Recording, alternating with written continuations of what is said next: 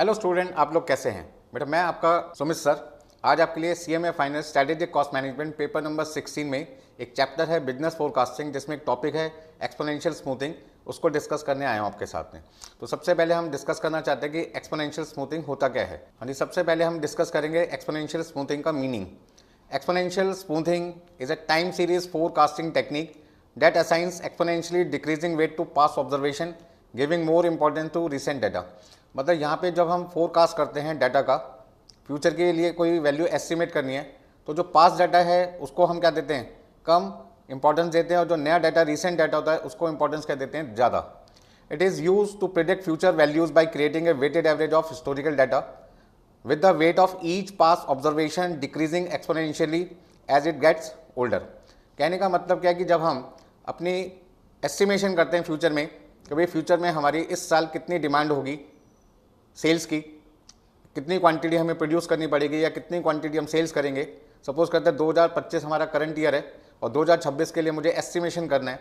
तो उस 2026 के लिए एस्टिमेशन करते टाइम मैं यहाँ पर 2025 का डाटा यूज़ करूँगा, और उसमें 2025 में मेरे पास दो तरीके की इंफॉर्मेशन होगी। एक मेरे पास होगी 2025 की एक्चुअल और एक 2025 की एस्टिमेटेड। उन दोनों इंफॉर्मेशन का यूज़ करके 2026 का मुझे क्या निकालना है, एस्टिमेटेड, मतलब फोरकास्टिंग करना है, एस्टिमेटेड वैल्यू निकालनी है। अब वो कैसे निकालनी है, उसके लिए जो टेक्निक आज हम क्लास में डिस्कस करने वाले हैं आपके साथ में, उसका नाम है एक्सपोनेंशियल स्मूथिंग। चलिए भाई, सबसे पहले बात करते क्या एक्सपोनेंशियल स्मूथिंग के हिसाब से।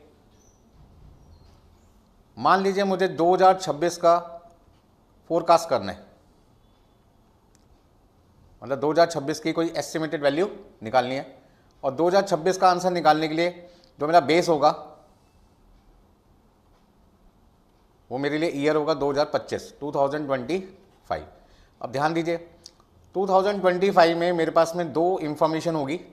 एक मेरे पास होगी एक्चुअल और एक मेरे पास होगी एस्टिमेटेड। ठीक है जी, एक मेरे पास है एक्चुअल और दूसरा मेरे पास बेटा क्या है, एस्टिमेटेड है। ये एस्टिमेटेड मैंने कहाँ से कैलकुलेट की होगी, 2024 में। जैसे मैं 2025 में 2026 के लिए एस्टिमेशन करूँगा, ऐसे ही मैंने 2024 में भी 2025 के लिए क्या किया होगा, एस्टिमेशन किया होगा, फोरकास्ट किया होगा। एस्टिमेशन का मतलब फोरकास्ट किया होगा। अब मेरी बात को ध्यान से समझे, जिस तरीके से 2025 में हम 2026 के लिए फोरकास्ट कर रहे हैं, ठीक उसी तरीके से 2024 में भी हमने 2025 के लिए फोरकास्ट किया होगा। वो फोरकास्ट 2025 के लिए क्या बन जाएगा, एस्टिमेटेड वैल्यू बन जाएगा। तो हमें यहाँ पे इनके कोई ना कोई नाम देने पड़ेंगे। तो हमने इनको एक नाम दे दिया FT+1, FT+1, और इसको नाम दे दिया FT और इसको नाम दे दिया YT। टी का मतलब करंट ईयर, टी आपके लिए करंट ईयर है, +1 का मतलब नेक्स्ट ईयर हो गया। टी आपके लिए हो गया बेटा करंट ईयर, और करंट ईयर्स में यदि मैं एक साल जोड़ दूं तो ये मेरे लिए क्या बन जाएगा, नेक्स्ट ईयर। अब जो एक्सपोनेंशियल स्मूथिंग है वो कहता है भाई 2026 के लिए जब आप अपनी एस्टिमेशन करेंगे तो आप यहाँ पे वेटेज दीजिए, एस्टिमेटेड वैल्यू को भी वेटेज दीजिए और एक्चुअल वैल्यू को भी वेटेज दिए। तो यहाँ पर ये तो वैल्यू हो जाएगी, और वैल्यू को हमें क्या करना है, वेट से मल्टीप्लाई करना है। तो यहाँ जो वेट्स हम यूज़ कर रहे हैं उसमें हमने इसको यहाँ पे अल्फ़ा के इक्वल वेट दिया, और यहाँ पे जो वेट आएगा वो 1 माइनस अल्फ़ा। अल्फ़ा की जो वैल्यू होती है, अल्फ़ा की जो वैल्यू होती है वो आपकी 0 से 1 के बीच में होती है, मतलब 0 से बड़ी होती है या बराबर भी हो सकती है, और 1 से कम होगी या 1 के बराबर होगी। तो हम ऐसे कह सकते हैं कि हमारी जो अल्फ़ा की वैल्यू है, हमारी जो अल्फ़ा की वैल्यू है, बात समझ में आ गई, 0 या 0 से ज़्यादा, 1 या 1 से कम, मतलब 0 1 के बीच में रहती है नॉर्मली। तो यदि यहाँ पे मान लीजिए आपने जो हमारा अल्फ़ा है, जो हम एक्सपोनेंशियल स्मूथिंग में वेटेज के लिए यूज़ करते हैं, जो करंट डाटा होता है हमारे पास, एक्चुअल का मतलब करंट, जो हमारे पास में अभी का रिसेंट डाटा है, उसमें हमने यहाँ पे मान लीजिए 10% वेटेज दे दी। 10% का मतलब हो गया 0.10। तो यहाँ पे आपके पास जो वेटेज बचेगी वो होगी 1 माइनस 0.10, तो आपके पास आ जाएगा 0.90। अब मान लीजिए सपोज करते हैं ये जो वैल्यू है, एक्चुअल वैल्यू जो आपका 2025 की है, ये सपोज करते हैं आपके पास में क्वांटिटी का एग्जांपल ले लेते हैं, 1000 टन। अमाउंट भी हो सकता है, और यहाँ मान लीजिए पिछली बार जो आपने एस्टिमेशन किया था, सपोज करते हैं वो 900 टन है, आपको यहाँ पे फोरकास्ट करना है 2026 की आपकी जो डिमांड होगी वो कितनी होगी, मतलब सेल्स क्वांटिटी कितनी होगी, कस्टमर कितना गुड्स आपसे मांगेंगे या हम कितना क्वांटिटी कस्टमर को बेचेंगे। तो आपको यहाँ पे फॉर्मूले को समझना है। अब सिंपल सा है, यहाँ पर वेटेज को हमें क्या करना है, मतलब वैल्यू को यदि वेट से मल्टीप्लाई कर दें तो कितना कितना आएगा। आपने मल्टीप्लाई किया 900 को किससे, 0.90 से, और 1000 को मल्टीप्लाई किया आपने किससे, 0.10 से। सर हम इसे ऐसे भी तो कह सकते हैं, 1000 को पहले लिख दें और 900 को बाद में लिख दें। अरे बिल्कुल, अरे प्लस माइनस में तो कुछ भी आगे पीछे लिख सकते हैं भाई, कोई दिक्कत नहीं है। आप दोनों में से कोई भी तरीका यूज़ कर सकते हैं, ठीक है ना। तो पहले मैं एक तरीका आपको कराता हूँ, फिर दूसरे तरीके से कराता हूँ। तो यहाँ पे आपके पास कितना आ जाएगा, 900 का 90% हो गया आपके पास में 810, और यहाँ 1000 का 10% कितना आ जाएगा 100, आपके पास आ जाएगा 910 टन। इसका ना 2025 में 2026 के लिए आपने फोरकास्ट किया 910 टन क्वांटिटी का। आप यहाँ पे पहले 1000 को लिख सकते हैं, फिर आप 900 को भी लिख सकते हैं। सर इतना तो हम समझते हैं, फाइनल में आ गए, बेसिक तो सारी चीज़ें हमें क्लियर हैं। तो भी हमारे पास कितना आएगा, 910 टन। एक बार कैलकुलेटर से कैलकुलेशन चेक कर लीजिए ताकि आपको कोई दिक्कत ना हो। कैलकुलेटर से कैलकुलेशन चेक कर लेते हैं। सबसे पहले 900 इंटू 0.9 आपके पास आ जाएगा 810, फिर आपके पास में कितना है, 1000 का 10% आपके पास आ जाएगा 100। तो यहाँ पे आपके पास में आ जाएगा 100 प्लस 810, आपके पास में आ जाएगा 910। तो आपने क्या किया, पिछली बार का जो एस्टिमेशन था, जो आपने 2024 में 2025 का एस्टिमेशन किया, उसको भी आपने इस्तेमाल कर लिया पास ऑब्जर्वेशन को, और आपने 2025 की जो एक्चुअल इन्फॉर्मेशन है उसको भी यूज़ किया, और उसके बेस पे आपने 2026 का क्या किया, आंसर निकाला। तो आप यहाँ पे फॉर्मूले को समझो, फॉर्मूला कैसे बना। देखिए भाई, यहाँ पे हम क्या लिख सकते हैं, 900 को क्या लिख सकते हैं, 900 को क्या लिख सकते हैं, जरा फॉर्मूले को समझो। फॉर्मूले हमारे पास में कैसे बने, 900 का मतलब हो गया, या पहले आप इसको समझ लो, इसके थ्रू किसी भी तरीके से समझ सकते हैं। 1000 आपके लिए क्या है, YT, 1000 आपके लिए क्या है, YT। आप यहाँ पे कोई भी नाम दे सकते हैं, Y की जगह X लिख दो, A लिख दो, B लिख दो, C लिख दो, कोई भी नाम दे सकते हैं, इससे कोई फर्क नहीं पड़ता। इनटू अल्फा प्लस 900 क्या था आपके पास में, FT, और ये 0.90 कैसे निकाला, 0.90 निकालने के लिए आपने 1 में से 0.10 माइनस किया, मतलब 1 माइनस अल्फा। तो आप यहाँ पे इंटू 1 माइनस अल्फा लिख सकते हैं, और आपके पास जो वैल्यू आएगी वो कौन सी आएगी, FT+1, ठीक है ना। तो नेक्स्ट ईयर की वैल्यू आ जाएगी 2026 की। तो आप यहाँ पे जो आंसर निकालते हैं वो 2026 के लिए निकालते हैं, और ये जो इंफॉर्मेशन है वो 2025 की है, 2025 की एस्टिमेटेड वैल्यू, 2025 की actual value, YT actual value हो गई, FT आपकी एस्टिमेटेड वैल्यू हो गई। आपने एक्चुअल और एस्टिमेटेड दोनों का यूज़ करके 2026 का एस्टिमेशन किया है। फॉर्मूला समझ में आ गया आपको, कोई दिक्कत, ठीक है ना। तो मैं तो चाहता हूँ कि हर चीज़ आपको बहुत डिटेल में समझाई जाए, ये नहीं कि आपको रटना पड़े फॉर्मूला। कई बच्चे ऐसे होते हैं जो फॉर्मूला रट के जाते हैं, आपको रटने की जरूरत नहीं है, बिल्कुल सिंपल कॉन्सेप्ट है। 2024 में हमने जो फोरकास्ट किया था 2025 के लिए, वो 2025 की एस्टिमेटेड वैल्यू होगी, डेट इज आपके पास हो गया FT 2025 का, और 2025 की जो एक्चुअल वैल्यू होगी उसे हमने नाम दे दिया YT, आप कोई भी नाम दे सकते हैं, ठीक है जी। जो करंट ईयर है, जो आपका जो एक्चुअल वैल्यू है, उसकी जो वेटेज है आप उसे अल्फा से डिनोट करते हैं। अल्फा की जो वैल्यू होती है वो 0 और 1 के बीच में होती है। कोई भी वैल्यू जो क्वेश्चन में गिवन होगी वो आपको यूज़ करनी है। यहाँ पे मैंने एग्जांपल में ले लिया 0.10, तो आपका रिमेनिंग पोर्शन कितना आ जाएगा, 0.90। इसका ना करंट डाटा को आपने 10% वेटेज दी और 90% वेटेज आपने पुराना डाटा को दी। मान लो ये अल्फा की वैल्यू मान लीजिए 30% होती, मतलब 0.30 होती, तो आप रिसेंट डाटा को 30% वेटेज देते हो, पुराने डाटा को 70% वेटेज देते हैं।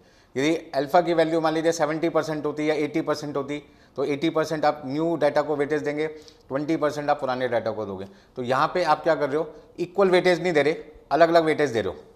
जो मूविंग एवरेज होता है मेथड, उसमें हम क्या करते हैं, इक्वल वेटेज देते हैं, जबकि एक्सपोनेंशियल स्मूथिंग में हम क्या करते हैं, जो वेटेज देते हैं उसमें डिक्रीजिंग ऑर्डर में देते हैं।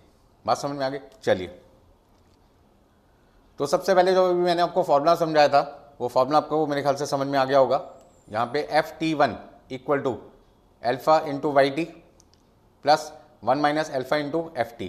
आप इसे ऐसे भी लिख सकते हैं, YT पहले लिख सकते हैं into alpha plus F T into 1 minus alpha. Sir ये जो आपने एक और फॉर्मूला लिख रखा है वो क्या है? भैया वो कोई नया फॉर्मूला नहीं है, कोई चमत्कार नहीं है। आप यदि पहले वाले फॉर्मूले का ब्रेकअप कर दें, पहले फॉर्मूले को ओपन कर दें, तो देखो क्या होगा, F T plus 1 equal to A into Y T. A का मतलब यहाँ पे अल्फ़ा है, ए नहीं कहेंगे आप, इसको अल्फ़ा कहेंगे। हाँ जी, alpha into Y T plus 1 into F T minus alpha into F T. अब मैंने क्या किया, 1 इंटू एफ टी को तो एफ टी लिख दिया, यहाँ पे मैंने अल्फ़ा कॉमन ले लिया, Y T minus F T, ये फॉर्मूला बन गया आपके सामने। तो आप इस फॉर्मूले से भी अपना आंसर निकाल सकते हैं, ठीक है ना। आपके पास में ऑप्शंस हैं, किसी भी तरीके से अपना आंसर निकाल सकते हैं। हमें इससे कोई मतलब नहीं कि आपने कौन सा फॉर्मूला यूज़ किया, फॉर्मूला एक ही है, बस हमने उसको क्या कर दिया, ओपन कर दिया, ठीक है ना। जैसे आपके पास होता है A plus B whole square, तो आप क्या लिखते हैं, A square plus B square plus 2ab। अब मुझे मान लो ए की वैल्यू भी दे रखी है, बी की वैल्यू भी दे रखी है, तो मैं यहाँ पे दोनों को प्लस करके भी स्क्वायर कर सकता हूँ, या यहाँ पे ए स्क्वायर में ए की वैल्यू लिखूँ, बी में बी की लिखूँ, ए में फिर ए की वैल्यू लिखूँ, बी में बी की वैल्यू लिखूँ, और कहीं से भी सॉल्व कर दूँ तो भी मेरे पास आंसर आ जाएगा। बात समझ में आ रहा है? मतलब मैं दोनों में से किसी भी तरीके से अपना आंसर निकाल सकता हूँ। ये सिर्फ समझाने के लिए बोला मैंने आपको, लिखने की ज़रूरत नहीं है। बात समझ में आ गई? चलिए आगे चलते हैं। हाँ जी, स्मूथिंग जो कांस्टेंट है, जो एक्सपोनेंशियल स्मूथिंग हमारा जो टॉपिक है, उसके अंदर हम जो करंट ईयर होता है, करंट ईयर का मतलब जो रिसेंट डेटा होता है, उसमें जो वेटेज होता है वो किसके थ्रू देते हैं, अल्फा के थ्रू डिनोट करते हैं। और जो हमारे पास में पास्ट ऑब्जर्वेशन होती है, पास्ट डेटा होता है, जो पिछली बार का फोरकास्ट इस बार के लिए किया जाता है, जो इस बार के लिए एस्टिमेटेड बन जाता है, उसको हम वेटेज किससे देते हैं, 1 माइनस अल्फा से। अब ध्यान दीजिए, the rate at which the weight decrease is control by smoothing constant denoted as alpha which is a value between 0 and 1। A higher alpha closer to 1, मतलब जितना अल्फा की वैल्यू बढ़ रही है, अल्फा की वैल्यू मान लीजिए आपके पास आ रहा है 0.70, आपके पास आ रहा है 0.80, आपके पास आ रहा है 0.90, आपके पास आ रहा है 0.95, आपके पास आ रहा है 0.99, मतलब अल्फा की वैल्यू बढ़ती जा रही है। तो एमसीक्यू के टाइम पर आपको ये कॉन्सेप्ट काफ़ी मदद देने वाला है, आपके सारे एमसीक्यू ठीक हो जाएंगे यदि आप इसको समझें तो जैसे जैसे आपका जो अल्फा की वैल्यू है वो 1 के पास जा रही है, मतलब बढ़ती जा रही है, more weights is given to recent observation making the forecast more responsive to recent changes, ठीक है ना। जैसे जैसे अल्फा की वैल्यू बढ़ती जा रही है, इसका मतलब क्या हुआ कि रिसेंट डेटा में आप 90% लेके चल रहे हैं, 80% ले रहे हैं, 95% ले रहे हैं, इसका मतलब पुराना डाटा की आपकी जो वेटेज है वो कम होती जा रही है और नए डाटा की वेटेज क्या होती जा रही है, बढ़ती जा रही है, ठीक है ना। तो ऐसे में क्या होगा, जो आपके चेंजेस आएंगे वो ज़्यादा आएंगे, क्योंकि आपने नया डाटा जो एक्चुअल वैल्यू है उसे ज़्यादा तवज्जो दी है, पुराने डाटा को इंपॉर्टेंस क्या दी है, कम दी है। यदि आपके पास में अल्फा की वैल्यू लो है, कम है, इसका मतलब क्या हुआ कि जो नया डाटा है आप उसमें वेटेज दे रहे हैं, सपोज करते हैं 0.05, या आप देते हैं मान लीजिए 0.04, या आप देते हैं 0.04 के जगह 6-7 ले सकते हैं, आप लिख सकते हैं 0.10, इस तरीके के वेटेज दे रहे हैं। तो नए डाटा पे वेटेज क्या लगेगी, कम लगेगी, पुराने डाटा पे वेटेज क्या लगेगी, ज़्यादा। जैसे मैंने आपको अभी एग्जांपल दिया था, एग्जांपल में आपने क्या देखा था कि जो एक्चुअल वैल्यू थी उसमें मैंने 0.10 से मल्टीप्लाई किया था, और जो पुराना डाटा था उसको मैंने 0.90 से मल्टीप्लाई किया था। इसका मतलब पुराना डाटा पे वेटेज जितनी ज़्यादा होगी, इसका मतलब वेरिएशन उतने कम होंगे, वेरिएशन उतने कम होंगे, इसका मतलब आपका जो आंसर होगा उतना ज़्यादा स्टेबल होगा।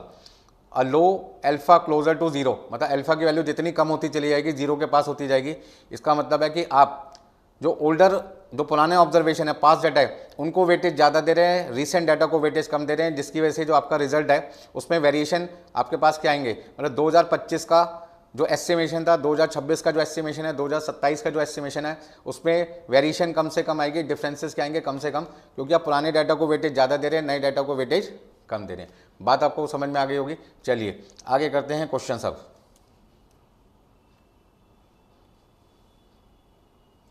हाँ जी, सबसे पहले आपके पास आ गया क्वेश्चन नंबर 1। ये क्वेश्चन आपका स्टडी मटेरियल से लिया गया। Messrs KP leathers, a shoe manufacturer, has modern outlook and they depend heavily on business forecasting methodology to plan their business activities like manufacturing, marketing and finance, etc. At the beginning of the year 2022, they have forecasted data of demand of their shoes for the beginning of the month of March as 1000 pair. अब आप इसको ध्यान से समझें, बहुत ध्यान से समझें। सबसे पहले हम क्वेश्चन नंबर 1 कर रहे हैं और उसमें यहाँ पर इंफॉर्मेशन आपके पास है एट द बिगिनिंग, कौन सी ईयर की, 2022 की। आपके पास जो इंफॉर्मेशन दे रखी है वो फोरकास्ट डाटा दे रखा है मार्च का 1000 और मार्च का एक्चुअल कितना दे रखा है आपके पास में 900 पेयर। इसका मतलब मार्च के महीने का आपके पास जो डाटा है पहले वीक का, बिगनिंग ऑफ द मार्च, आपका जो बिगनिंग होगा वो सबसे पहले क्या होगा, फर्स्ट वीक आएगा। उसके पास में आपके पास जो इंफॉर्मेशन गिवन है उसमें आपके पास फोरकास्ट डाटा भी गिवन है और आपके पास में एक्चुअल डाटा भी गिवन है। मतलब आप इसको ऐसे समझो,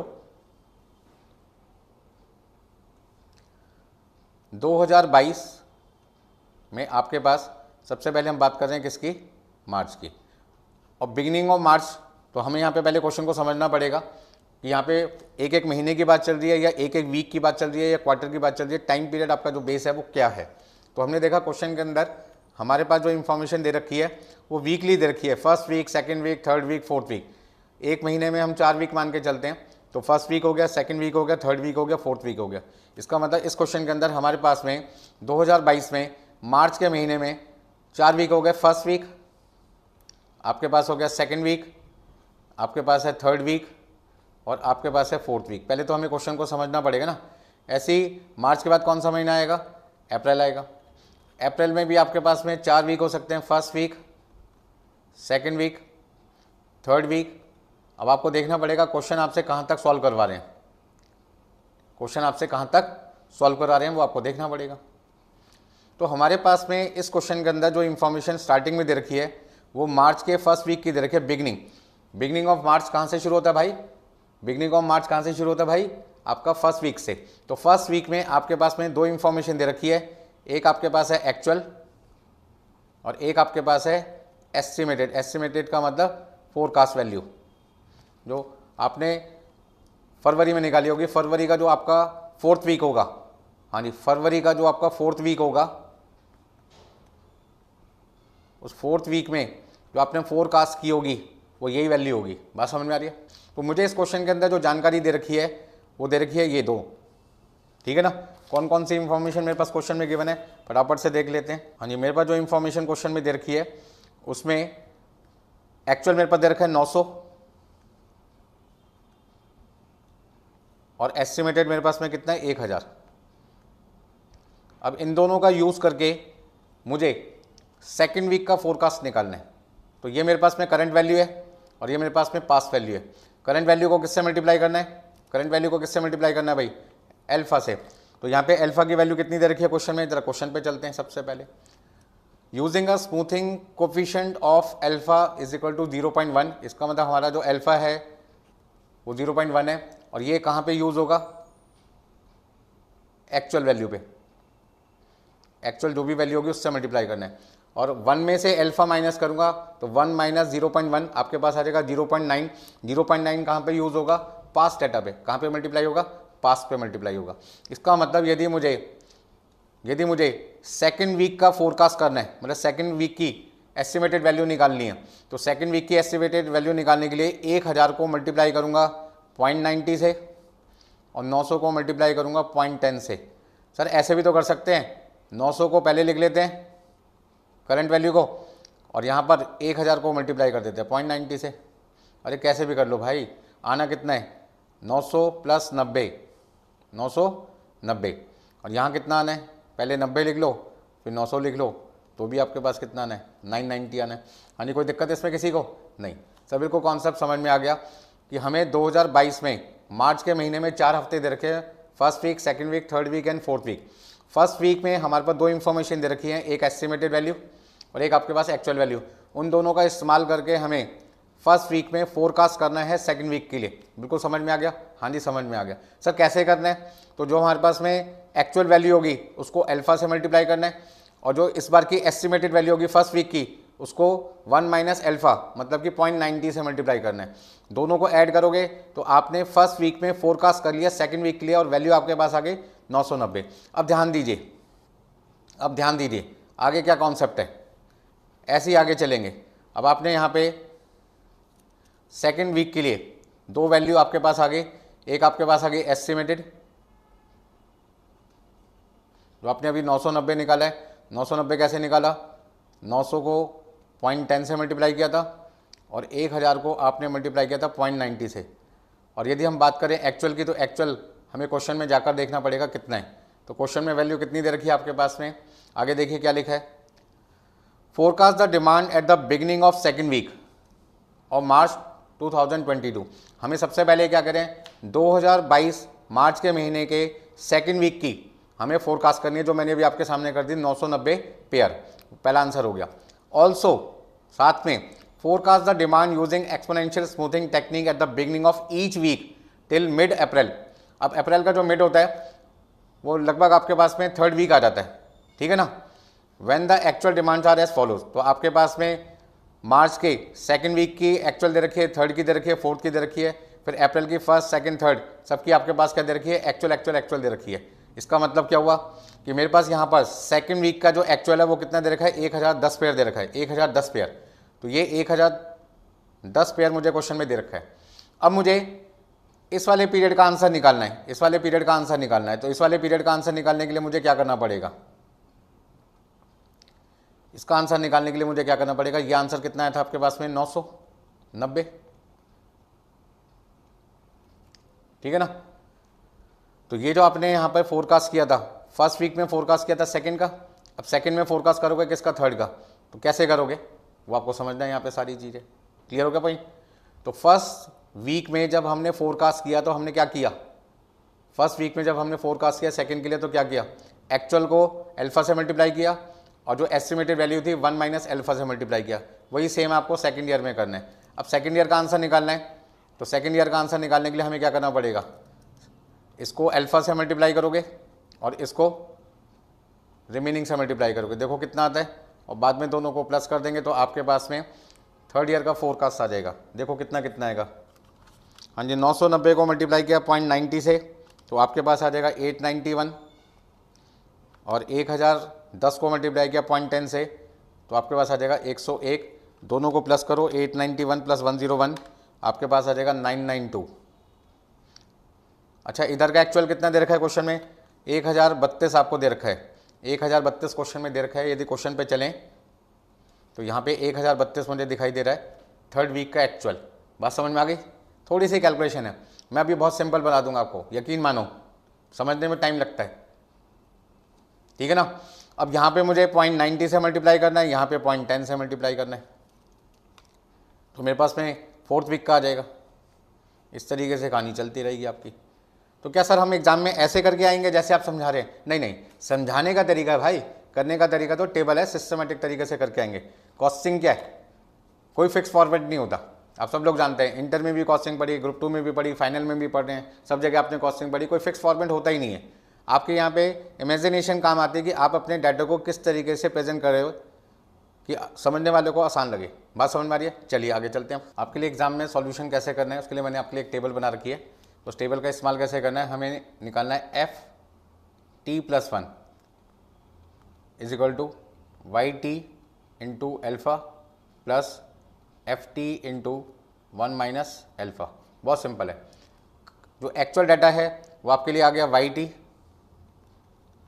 और जो आपके पास में इसी साल का, इसी हफ्ते का एस्टिमेटेड डाटा है उसको हमने डिनोट कर दिया ft से, ठीक है ना।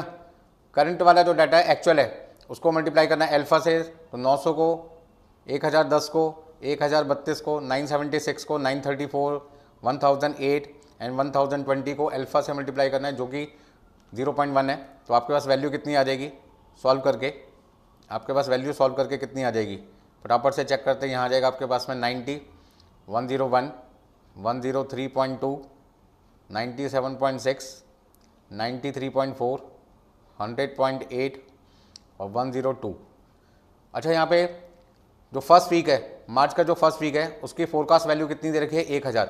1000 को मल्टीप्लाई किससे करना है, पास वैल्यू को किससे मल्टीप्लाई करना है, रिमेनिंग वैल्यू से, रिमेनिंग वेटेज से। रिमेनिंग वेटेज कितना है, 1 माइनस अल्फा, 1 माइनस 0.10, तो आपके पास आ जाएगा 0.90। तो 0.90 से मल्टीप्लाई करेंगे तो आपके पास कितना आ जाएगा, आपके पास वैल्यू कितनी आ जाएगी, 900। अब इस 90 को और इस 900 को यदि मैं प्लस कर दूं तो मेरे पास कितना आ जाएगा, 990। अब ये जो 990 है, ये जो 990 क्या चीज़ है, ये फर्स्ट वीक ऑफ मार्च में आपने सेकंड वीक का फोरकास्ट किया, तो इसका मतलब क्या हुआ, फर्स्ट वीक का फोरकास्ट सेकंड वीक का एस्टिमेटेड वैल्यू बन गया। तो यहाँ पे आप वैल्यू कितनी लिखेंगे, 990 लिखेंगे। अब फिर कैलकुलेशन चालू करो, 990 का 0.9 से मल्टीप्लाई करो, 990 को आपने 0.9 से मल्टीप्लाई किया, आपके पास कितना आ जाएगा 891।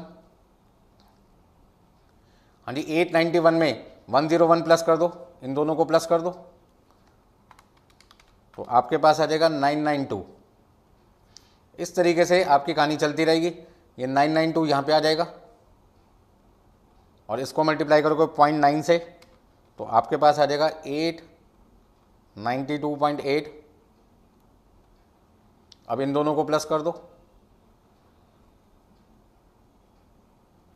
यानी इन दोनों को प्लस करेंगे कितना आएगा, तो आपके पास आ जाएगा 996। अब ये 996 आपको यहाँ पे लिखना है, इसको मल्टीप्लाई करो 0.9 से। बहुत ही सिंपल है भाई, एक कैलकुलेशन आपको सीखनी है बस, एक बार सीख गए काम ख़त्म। आपके पास आ जाएगा 896.4, इसमें आपने 97.6 को प्लस करना है, 97.6 को प्लस किया, आपके पास आ जाएगा 994। ये 994 आपने यहाँ पे लिखा, इसको मल्टीप्लाई किया 0.9 से, आपके पास कितना आ जाएगा 894.6। अब आपने इन दोनों को प्लस कर दिया, प्लस 93.4 है ना, सिंपल भाई। 988, ये 988 यहाँ लिखना है आपको, इसको मल्टीप्लाई करो 0.9 से, तो आपके पास आ जाएगा 889.2। समझ में आ रहा भाई। चलिए मेहनत तो करनी पड़ेगी भाई, बिना मेहनत के कुछ नहीं है इस संसार में। हाँ जी प्लस कर दो दोनों को, 100.8, तो आपके पास वैल्यू कितनी आ जाएगी 990। हाँ जी 990 आपने यहाँ पे लिखा,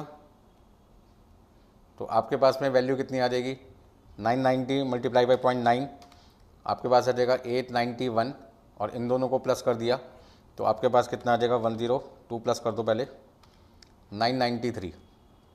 अब क्वेश्चन में आपसे पूछ क्या रहे हैं, हाँ जी क्वेश्चन में आपसे क्या पूछ रहे हैं, आपसे पूछ क्या रहे हैं, एक बार क्वेश्चन पे चलते हैं। क्वेश्चन में आपसे पूछ रहे हैं, also forecast the demand using exponential smoothing technique at the beginning of each week till mid April 2022 when the actual data are given below. तो आपके पास में थर्ड वीक का बिगिनिंग दे रखा है, इसका मतलब थर्ड वीक का जो बिगिनिंग एक्चुअल दे रखा है, थर्ड वीक का एस्टिमेट निकाल लो, वो आपके पास कितना आ जाएगा 990। तो आपने क्या किया, थर्ड वीक ऑफ अप्रैल में आप एस्टिमेट कर रहे हैं किसका, फोर्थ वीक का। तो ये आपका फाइनल आंसर हो गया जो आपको इस क्वेश्चन में निकालने के लिए बोला। एक आंसर ये निकालना था और एक आंसर ये निकालना था, मतलब दो आंसर आपको निकालने हैं। सीधा सीधा कहें तो हमारे पास दो आंसर निकालने के लिए बोले इस क्वेश्चन में।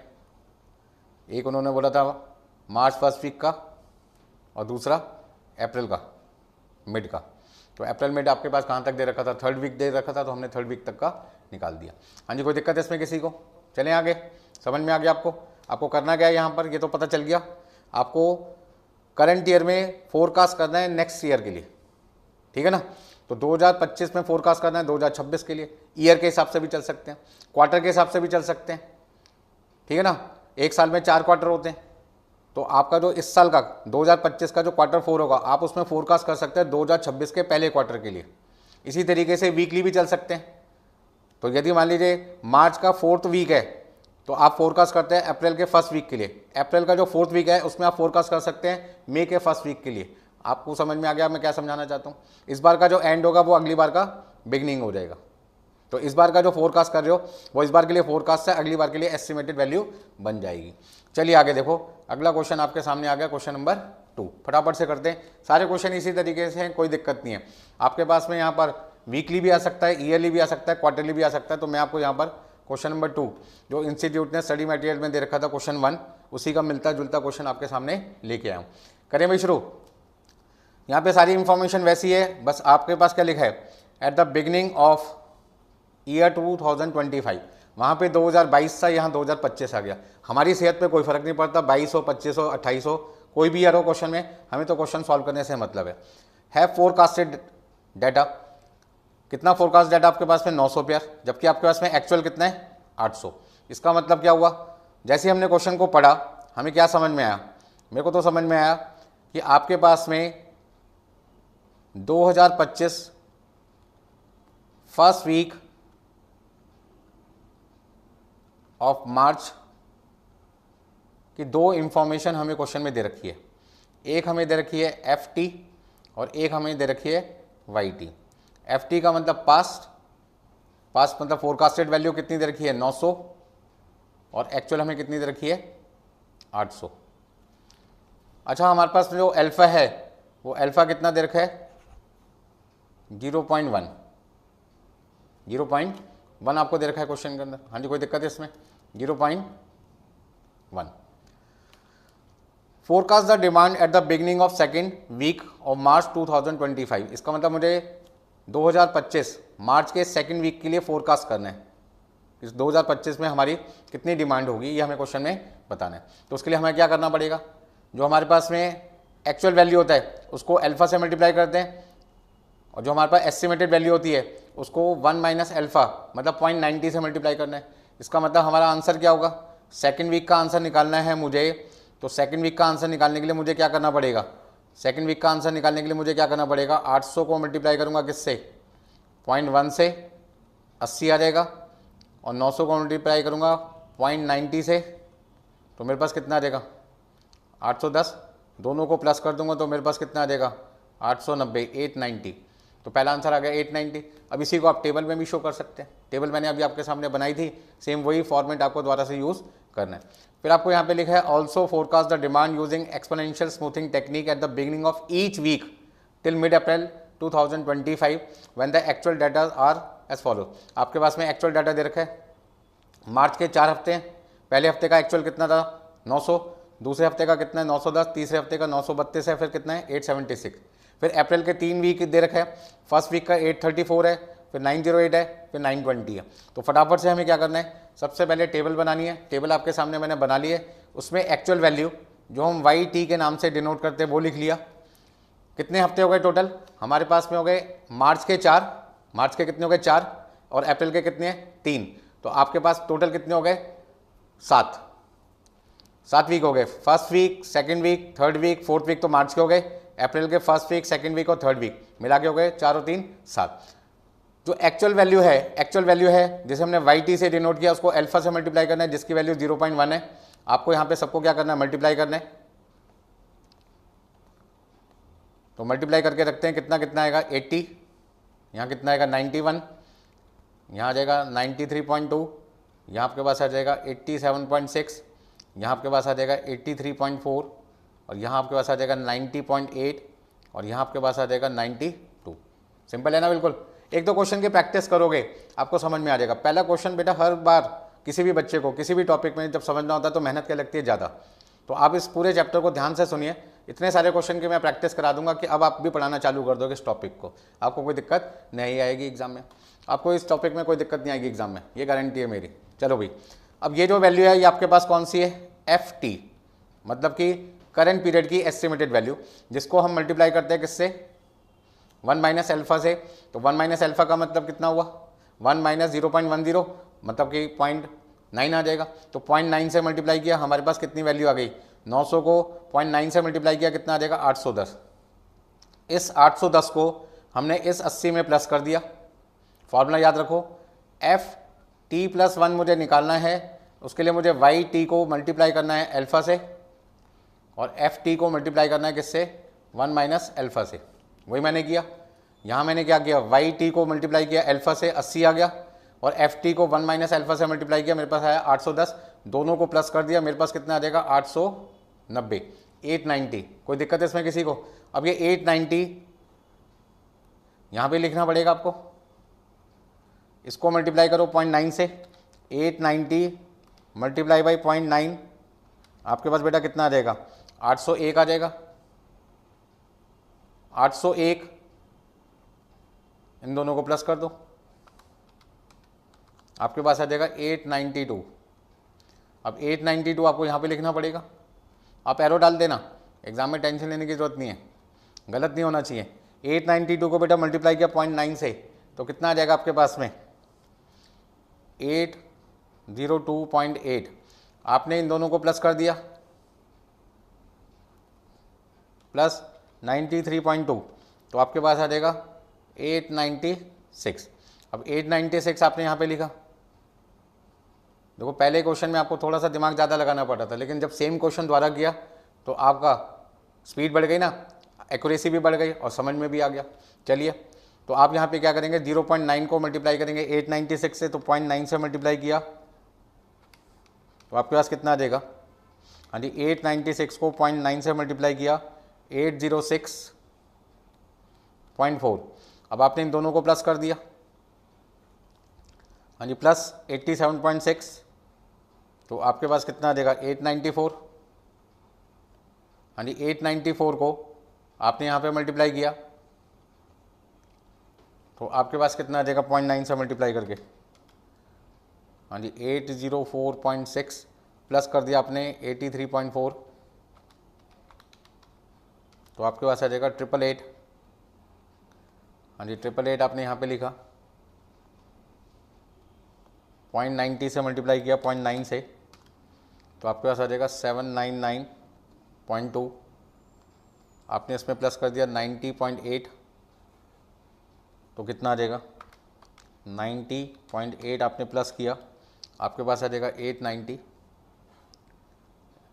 हाँ जी, 890 को मल्टीप्लाई किया आपने 0.9 से, तो आपके पास आ जाएगा 801, और 801 में आपने 92 प्लस कर दिया तो आपके पास कितना आ जाएगा 893।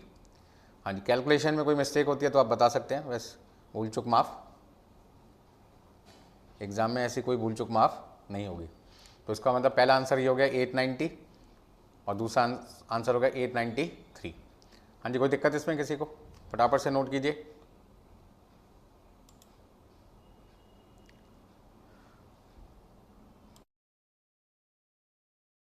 देखिए क्वेश्चन नंबर 3 पे आते हैं। दो क्वेश्चन आपने आसानी से कर लिए। Question number 3, a company dealing in logistic business has a business wing name ship unloading during the year 2020 and 2021 they have the following quarterly figures.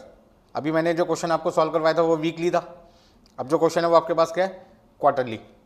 Exam में ईयरली भी आ सकता है, हमें इससे कोई मतलब नहीं है कि वीकली है या ईयरली है या क्वार्टरली है, जैसा क्वेश्चन वैसा करना हमें, ठीक है ना।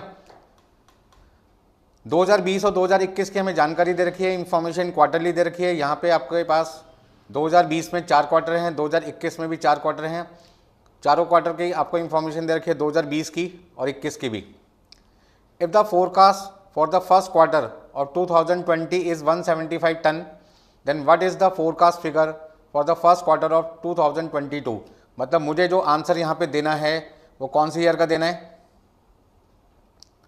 2022 के फर्स्ट क्वार्टर का आंसर यहाँ पर मुझे बताना है। आप इसे ऐसे समझें, मुझे आपको इंफॉर्मेशन यूज़ करके जो आंसर देना है वो 2022 के फर्स्ट क्वार्टर का आंसर देना है।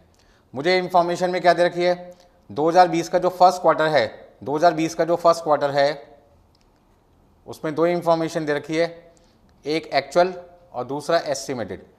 एक्चुअल वैल्यू कितनी है, ये सारी इंफॉर्मेशन जो आपके पास दे रखी है वो कौन सी है, एक्चुअल, दैट इज़ 180, और एस्टिमेटेड आपके पास कितना है, फोरकास्ट कितना आपके पास में फर्स्ट क्वार्टर का 2020 में 175। हाँ जी, एक्चुअल को किससे मल्टीप्लाई करते हैं, अल्फा से, और एस्टिमेटेड वैल्यू को किससे मल्टीप्लाई करते हैं, 1 माइनस अल्फा से। तो आपके पास में अल्फा की वैल्यू कितनी दे रखी है क्वेश्चन में, 0.1। इसका ना 180 को मल्टीप्लाई करना है किससे, 0.1 से, और इसको मल्टीप्लाई करना है आपने 0.90 से। 0.90 समझ में आया कैसे आया, 1 में से 0.10 माइनस किया तो आपके पास आ जाएगा 0.90। 0.90 की जगह आप 0.9 भी लिख सकते हैं, एक ही बात है, ठीक है ना। तो अब आप सॉल्व कीजिए, कितना आएगा, 180 को मल्टीप्लाई किया आपने 0.1 से, हाँ जी, 180 मल्टीप्लाई बाई 0.1, तो आपके पास आ जाएगा 18 और यहाँ पे कितना आ जाएगा 175 इंटू 0.9, आपके पास आ जाएगा 157.5। दोनों को प्लस कर दो और आपके पास में आ जाएगा 175.5। इसका मतलब क्या हुआ कि जिस तरीके से फर्स्ट क्वार्टर का आपके पास एस्टिमेटेड वैल्यू 175 थी, ऐसी फर्स्ट क्वार्टर के बाद अब आएगा सेकंड क्वार्टर, तो सेकंड क्वार्टर की एस्टिमेटेड वैल्यू कितनी आ गई, फोरकास्ट वैल्यू कितनी आ गई, 175.5। तो सर जो फॉर्मेट हमने पिछले दो क्वेश्चन में फर्स्ट एंड सेकंड में किया था, क्या सेम वही फॉर्मेट यहाँ भी इस्तेमाल करना है, बिल्कुल। वहाँ पे क्या था, चार चार हफ्ते थे, अप्रैल के 4, मार्च के 4, फरवरी के 4, कोई भी महीने हो सकते थे। तो वहाँ जो क्वेश्चन था उसमें मार्च के 4 हफ्ते थे, फिर अप्रैल के 3 थे, क्योंकि हमें अप्रैल के मिड तक का आंसर देना था। पर यहाँ पे मुझे 2022 के फर्स्ट क्वार्टर का आंसर देना है, इसका मतलब 2020 के चारों क्वार्टर का आंसर, 2021 के चारों क्वार्टर का आंसर निकालना पड़ेगा, तब जाके 2022 के फर्स्ट क्वार्टर का आंसर निकलेगा। इसका मतलब थोड़ी सी मेहनत ज़्यादा है। अब देखो टेबल मैंने आपके लिए यहाँ पे बना के रख रखी है, टेंशन लेनी नहीं है। सबसे पहले हमें यहाँ पर पीरियड लिखना पड़ेगा 2020 के 4 क्वार्टर, 2021 के 4 क्वार्टर और 2022 का क्वार्टर 1 का आंसर निकालना है, जिसको मैंने हाईलाइट कर रखा है। मतलब ये पीरियड मेरे लिए मेन है जिसके लिए मुझे आंसर निकालना है। फिर अल्फा की वैल्यू मेरे को दे रखी है 0.1, वो लिख दी। एक्चुअल वैल्यू जिसको हम YT से डिनोट करते हैं, हमें क्वेश्चन में कितना दे रखा है, सबसे पहले क्वेश्चन पे चलते हैं वापस। हाँ जी, क्वेश्चन में एक्चुअल वैल्यू कितनी दे रखी है 180, फिर कितना दे रखा है 168, 159, 175, 180, 168, 159, 175। फिर आपने यहाँ पे वैल्यू देख के लिखी 190, 205, 180, 190, 205, 180। हाँ जी, 190, 205, 180 और लास्ट में 182। और ये वैल्यू हमें 2022 की एक्चुअल वैल्यू क्वेश्चन में दे नहीं रखी, क्योंकि अभी हम सिर्फ 2022 के फर्स्ट क्वार्टर का फोरकास्ट कर रहे हैं। कब फोरकास्ट कर रहे हैं, 2021 के क्वार्टर 4 में फोरकास्ट कर रहे हैं 2022 के फर्स्ट क्वार्टर का। बात समझ में आ रही है ना? हाँ जी बिल्कुल। हमें यहाँ पर 2022 का, हाँ जी, हमें 2022 का फोरकास्ट करना है क्वार्टर 1 का। कब करना है, 2021 के क्वार्टर 4 में, ठीक है ना? तो हमें इसकी वैल्यू निकालनी है इसका इस्तेमाल करते हुए। अब कैसे करेंगे, उसके लिए टेबल बना रखी है आपके लिए। तो यहाँ पे सबसे पहले क्या करो, मल्टीप्लाई करो भाई इनको। ये मल्टीप्लाई का साइन आपको एग्जाम में दिखाना नहीं है, ये तो सिर्फ मैं आपके लिए करके दिखा रहा हूँ ताकि आपसे गलती ना हो जाए। देखो भाई कितना कितना आता है फटाफट से, 18, 16.8, 15.9, 17.5, 19, 20.5, 18 और 18.2। अब 2020 के फर्स्ट क्वार्टर की मुझे एस्टिमेटेड वैल्यू दे रखी है, जिसको हम FT से डिनोट करते हैं 175। इसको 1 माइनस अल्फा जो कि 0.9 है उससे मल्टीप्लाई करेंगे, तो देखिए वैल्यू कितनी आती है। वैल्यू कितनी आती है फटाफट से हम सबकी वैल्यू लिख लेंगे। फॉर्मेट सबका एक ही जैसा रहेगा, चाहे वीकली का केस हो, चाहे क्वार्टरली का केस हो, चाहे ईयरली का केस है, इससे कोई फर्क नहीं पड़ता। अब आप 0.9 को मल्टीप्लाई करेंगे 175 से, तो देखो कितना आता है 175 इंटू 0.9, आपके पास आया बेटे 157.5। आपने इन दोनों को प्लस करना है और यहाँ पे आंसर लिखना है प्लस 18, आपके पास आ जाएगा 175.5। अब 175.5 आपको यहाँ पे लिखना है, आपकी मर्जी है एरो डालें या ना डालें, मेरा काम है समझाना। हाँ जी, मल्टीप्लाई किया 0.9 से, आपके पास आ जाएगा 157.95। इस वाली वैल्यू को प्लस कर दो, प्लस 16.8, आपके पास कितना आ जाएगा बेटा 174.75। हाँ जी, कोई दिक्कत है इसमें किसी को? नहीं सर, आपने तो बहुत सिंपल बना दिया, very very simple. Sir exam में यदि ये क्वेश्चन आ गया तो मज़े आ जाएंगे। हाँ जी बिल्कुल मज़े आएंगे आपके। चलिए मल्टीप्लाई आपको करना है 0.9 से, तो आपके पास आ जाएगा 157.275। इन दोनों को प्लस कर दो, प्लस 15.9। आप चाहो तो राउंड ऑफ करना चाहें तो राउंड ऑफ कर दो, 173.18 लिख दिया मैंने। 173.175 आ रहा था, मैंने 18 लिख दिया यहाँ पे, तो यहाँ पे आ जाएगा आपका 173.18। इसको मल्टीप्लाई करो आप। हाँ जी, 173.18 मल्टीप्लाई बाई 0.9, आपके पास आ जाएगा 155.862। इसमें आपने प्लस कर दिया 17.5, तो आपके पास बेटा कितना आ जाएगा 173.362। 173.362, तो मैंने 2 को हटा दिया। हाँ जी, 173.36 को अब मल्टीप्लाई करना है किससे, 0.9 से, ठीक है ना? 0.9 से मल्टीप्लाई किया आपने बस, तो कितना आएगा 156.024। हाँ जी, 173.36 को मल्टीप्लाई किया 0.9 से, आपके पास आ गया 156.024, प्लस आपने कर दिया 19, तो आपके पास आ जाएगा 175.024, तो 2 लिख दिया हमने, ठीक है ना। अब 175.02 यहाँ पे लिखा, हाँ जी 175.02 हमने यहाँ पे लिखा, इसको मल्टीप्लाई किया 0.9 से, तो देखो कितना आता है 175.02 इंटू 0.9। थोड़ा भैया आराम से कैलकुलेशन करना, जल्दबाजी के चक्कर में नंबर हाथ से ना चले जाएं। हाँ जी, प्लस आपने इसमें कर दिया 20.5, तो आपके पास में आ जाएगा 178.018, तो 02 लिख दिया हमने। आप चाहे तो भैया एरो डाल के चलें, उससे गलती के चांसेस ख़त्म हो जाएंगे। 0.9 कितना आ जाएगा 160.218। हाँ जी, प्लस कर दो 18, हाँ जी प्लस कर दिया 18 इसमें हमने, तो हमारे पास आ जाएगा 178.22। हाँ जी 178.22 मल्टीप्लाई भाई आपने किया 0.9, आपके पास में आ जाएगा 160.398, इसमें प्लस कर दिया 18.2, तो आपके पास आ जाएगा 178.598। हाँ जी 598 आ रहा है, तो आप चाहो तो यहाँ पे कितना लिख सकते हो 178.60 लिख सकते हो, ठीक है जी, या 598 भी लिख सकते हो, मर्जी आपकी है कि डेसिमल के बाद 2 डिजिट दिखाना चाहते हैं या 3 दिखाना चाहते हैं। 2 दिखाना चाहते हैं तो ये आपका आंसर हो जाएगा। तो ये आंसर आपसे क्वेश्चन में मांगा गया था, ये फाइनल आंसर हो गया आपके पास में। हाँ जी, क्वेश्चन नंबर 3 में किसी तरीके की कोई दिक्कत है तो मुझे बताइए। फार्मूला आपको समझ में आ गया होगा कैसे करना है, हाँ जी कैसे करना है आपको समझ में आ गया होगा। सबसे पहले यदि मुझे निकालना है ft+1, तो मुझे क्या करना पड़ेगा, yt जो करंट वैल्यू है उसको अल्फ़ा से मल्टीप्लाई करना है, और जो इसी साल की एस्टिमेटेड वैल्यू है, करंट ईयर की एस्टिमेटेड वैल्यू है, उसको मल्टीप्लाई करना 1 माइनस अल्फ़ा से। मतलब करंट ईयर की 2 वैल्यू लेनी है, एक एक्चुअल जिसको अल्फ़ा से मल्टीप्लाई करना है, और एक एस्टिमेटेड वैल्यू जिसको 1 माइनस अल्फ़ा से मल्टीप्लाई करना है। दोनों का सम आपके पास में अगली बार की एस्टिमेटेड वैल्यू आ जाएगी, ठीक है जी। इस चमत्कारी फार्मूले का यूज़ हम ऑलरेडी 3 बार कर चुके हैं, क्वेश्चन 1, क्वेश्चन 2 एंड क्वेश्चन 3 में। यहाँ तक कोई दिक्कत आपको नहीं, तो चलिए अभी क्वेश्चन नंबर 4 पे चलते हैं। फटाफट से पहले आप नोट कर लीजिए, कोई दिक्कत है तो।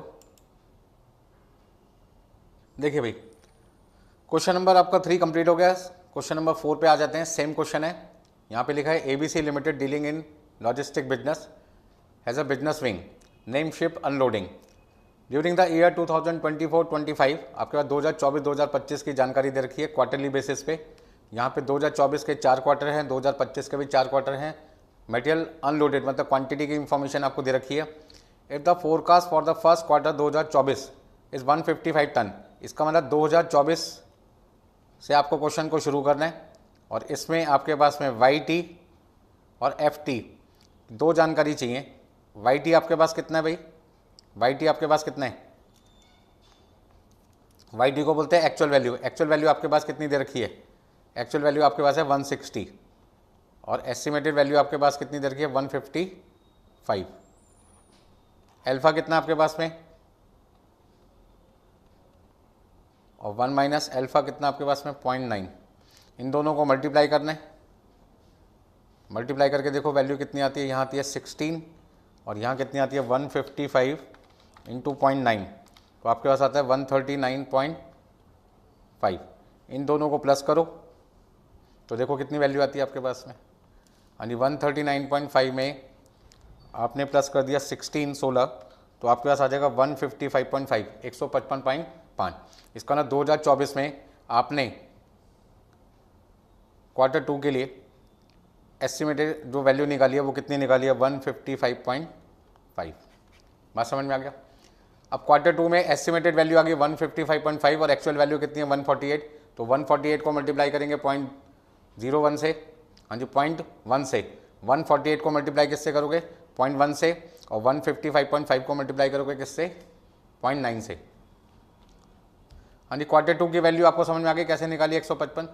अब यदि क्वार्टर 3 का मुझे आंसर निकालना है तो क्वार्टर 2 की एस्टिमेटेड वैल्यू आ गई 155.5, इसको 0.9 से मल्टीप्लाई करेंगे, और 148 को 0.1 से मल्टीप्लाई करेंगे, दोनों को मल्टीप्लाई करके जो वैल्यू आएगी उसको ऐड करेंगे और अपना आंसर निकाल देंगे। ठीक है ना भाई। चलो, तो अब सॉल्यूशन कैसे करना है सर? बिल्कुल वैसे ही करना है यार, जैसे अपने क्वेश्चन नंबर 1, 2, 3 किया है, वैसे ही सेम क्वेश्चन नंबर 4 का सॉल्यूशन है। हाँ जी, 2024 के 4 क्वार्टर हैं, 2025 के 4 क्वार्टर हैं, आपको 2026 का आंसर निकालना है। और यहाँ पर अल्फा की वैल्यू है 0.11 लिख दिया आपने। एक्चुअल वैल्यू जिसको हम वाई टी से डिनोट करते हैं, और आपके पास में एस्टिमेटेड वैल्यू को एफ टी से डिनोट करते हैं, और आप इसे क्या कह सकते हैं? F T plus 1। ठीक है ना। तो अब आपके पास में वैल्यू कितनी कितनी आएगी, सबको मल्टीप्लाई कर लो। सर ये क्या टेबल बनी बनाई हमें मिलेगी एग्जाम में? बिल्कुल नहीं भाई, बहुत मेहनत लगती है बनाने में, आपको खुद बनानी पड़ेगी। ठीक है ना, मेहनत का फल मीठा होता है, सबको पता है। तो आपको भी फटाफट से ऐसे टेबल बनानी चाहिए जैसे मैं आपके लिए बना रहा हूँ। काफ़ी मेहनत लगाई मैंने आपके लिए टेबल बनाने में। ठीक है ना भाई। तो सबसे पहले देखिए भाई कितना कितना लिखना है आपके लिए। यहाँ पे मुझे यहाँ पे आएगा 16, 14.8, 13.9, 15.5, 17, 18.5, 16 और 16.2। ठीक है ना। यहाँ पे मुझे मल्टीप्लाई करना है 155 को 0.9 से, तो कैलकुलेटर जिंदाबाद। 155 इंटू 0.9 अपने पास आ जाएगा 139.5। अब इन दोनों को प्लस कर दो, इन दोनों को प्लस करना है, तो प्लस 16 आपने किया, कितना आ जाएगा? 155.5। अब ये वैल्यू यहाँ आ जाएगी। ठीक है ना। अब चाहो तो सबसे पहले एरो डालते रहो यार, कोई दिक्कत ना हो जाए आपसे। एग्ज़ाम में जरा सी गलती हो गई, काम ख़त्म। ठीक है ना। तो हमने एरो भी डाल दिया हाथ के हाथ आपके लिए। अब यहाँ पे लिखेंगे 155.5, इसको मल्टीप्लाई किया 0.9 से, अपने पास आ जाएगा 139। कलर मैं दूसरा यूज़ कर लेता हूँ, ठीक है ना, ताकि आपको यहाँ पे कोई दिक्कत ना हो। हाँ जी।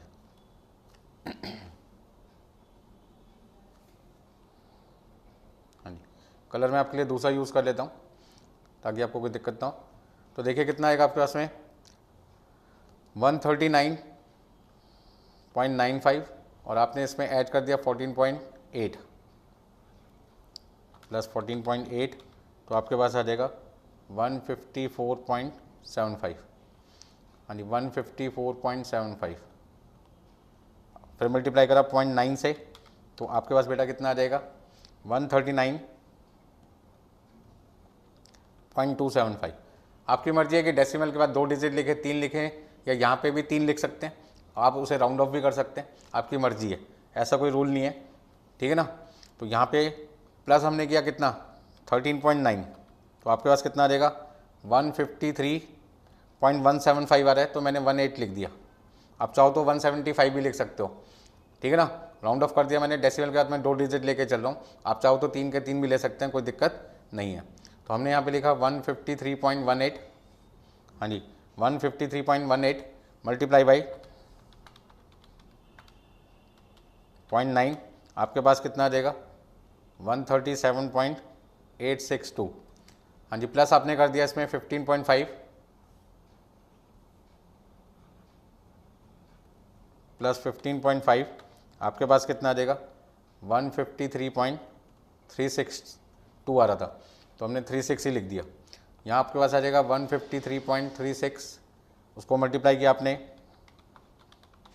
0.9 से, तो आपके पास बेटा वैल्यू आ जाएगी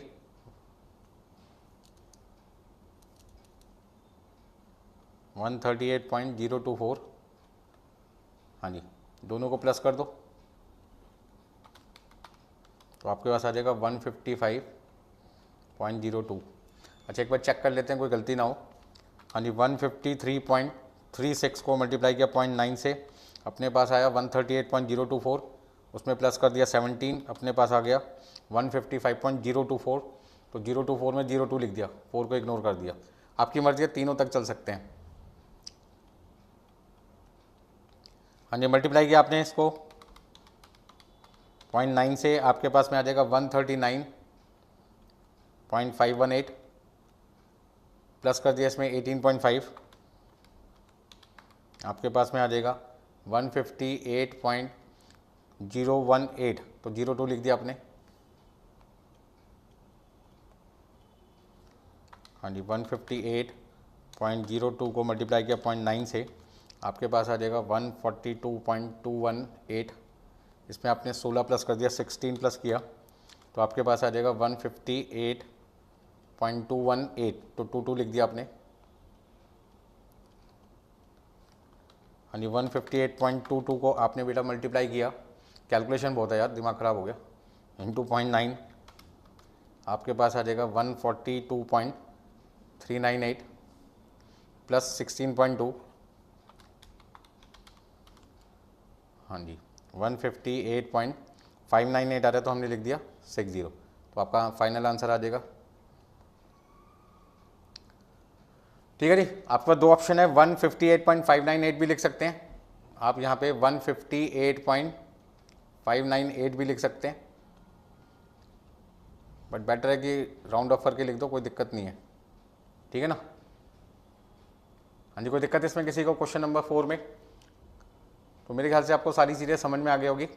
आपके पास जो ईयर है, मतलब जिस भी पीरियड के लिए क्वेश्चन सॉल्व कर रहे हो, जैसे मान लीजिए मैं क्वार्टर 1 की बात कर रहा हूँ, तो क्वार्टर 1 में दो वैल्यू दे रखी होगी, एक आपके पास एक्चुअल जिसको अल्फा से मल्टीप्लाई करना है, एक आपके पास एस्टिमेटेड वैल्यू जिसको 1 माइनस अल्फा से मल्टीप्लाई करना है। दोनों को मल्टीप्लाई करने का जो वैल्यू आएगी उसको ऐड करना है, तो आपके पास में क्वार्टर 1 में फोरकास्ट वैल्यू आ जाएगी क्वार्टर 2 की, मतलब F + T1 आ जाएगा। बात समझ में आ गई? चलिए आगे। यानी नोट करना है तो नोट कर सकते हैं, कोई दिक्कत नहीं है यहाँ पे आपको।